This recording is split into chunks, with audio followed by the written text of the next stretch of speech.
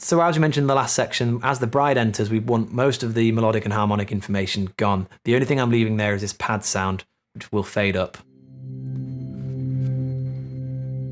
So there's a nice pause.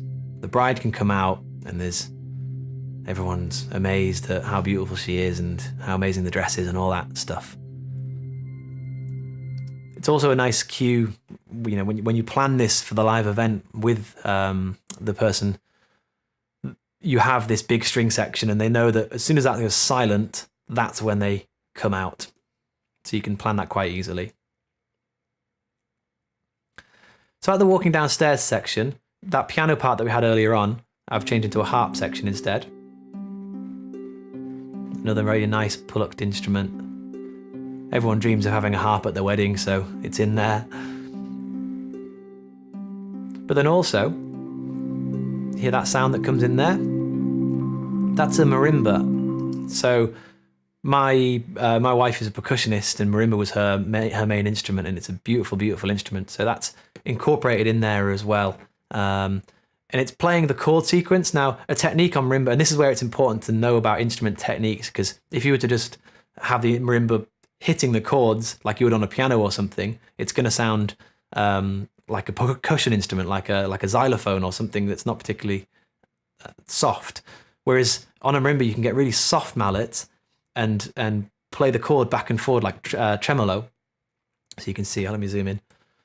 You see how the marimba is doing that. You can have it playing really, really softly, and that just creates this really nice pad sound. I'll solo that for you.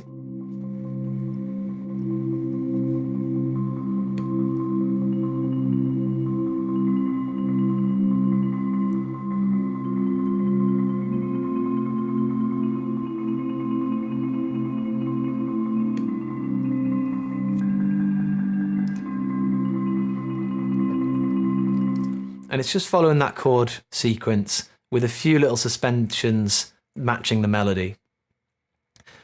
But again, thinking about how this instrument is played, you can see it's written for right hand up here and left hand. Marimba players can use 2 sticks in each hand, but again, I've made sure that that's only a fifth apart, that's only a third apart, so it's not a really, really big gap. So it's easy enough for the marimba player to keep that tremolo going. So it helps it sound more realistic.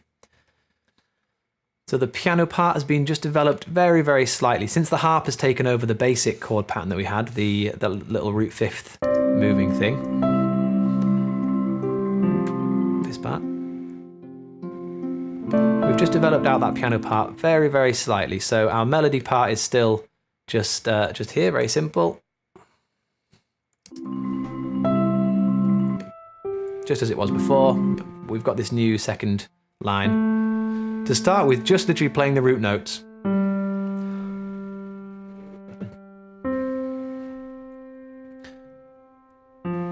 It's a really nice technique. As we've said, less is more. So the first time we're hearing the melody, let the listener take all that information in without giving them too much to overwhelm them. So we have just a simple harp pattern, that marimba part, just bass notes on piano, and then melody. Then on the second time round, the melody, we can do a little bit more with that piano part. So we have a little root and fifth chord, some extra patterns.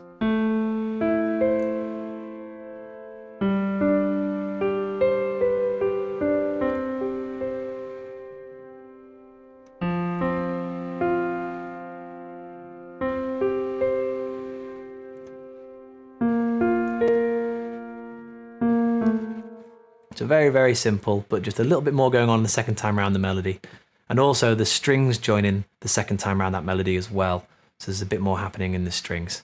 Again, you'll notice they haven't all started together. Our violin 1 and 2 start, then our cello, and then the viola joins in later.